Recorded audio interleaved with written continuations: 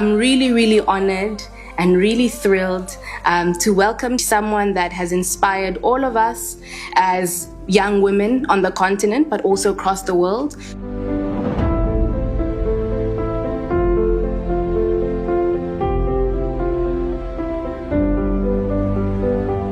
Who we have as our keynote speaker today is a figure who has previously served as the Minister of Education. She's a professor of literature. She was the first female vice-chancellor of a state university in Ghana when she took over as vice-chancellor of the University of Cape Coast. And she served as the chancellor of the Women's University in Africa in Zimbabwe.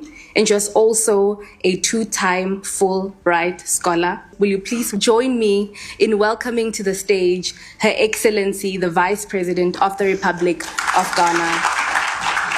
It is a pleasure to be at the Oxford Mathematical Institute. Thank you so much for the kind invitation.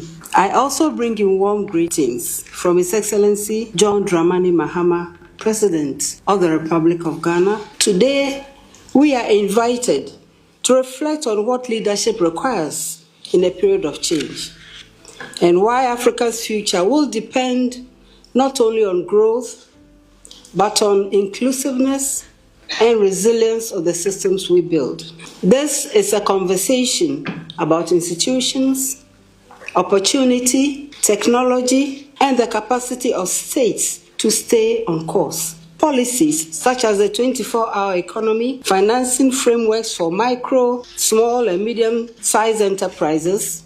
In Ghana, we have recognized that while access is important, inclusion must lead to opportunity, which in turn must lead to transformation. It is within this context that we are advancing one of our flagship initiatives, the Women's Development Bank.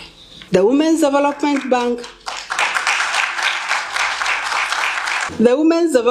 Bank is not simply another financial institution. It is a structural response to a long-standing gap within our financial system.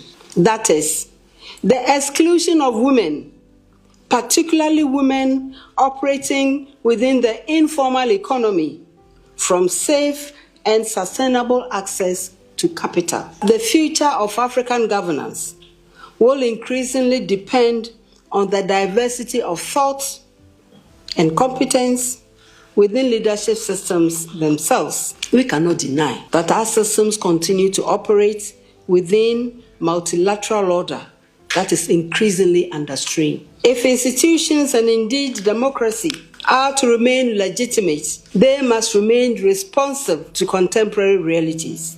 It is true that Ghana is beginning to see encouraging signs of recovery and reform.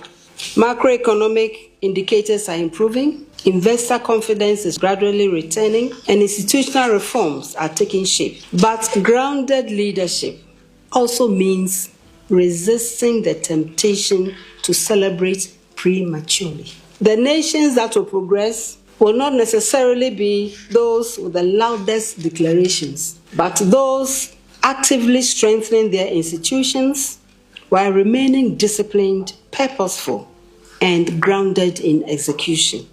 Africa has been described in terms of deferred potential. What matters now is not so much how Africa is described, but how the continent organizes herself to compete, integrate, innovate, and build at scale. Our future will ultimately be shaped by leadership, by institutions that are capable of functioning credibly and consistently, and by systems capable of recognizing the full productive potential of her people.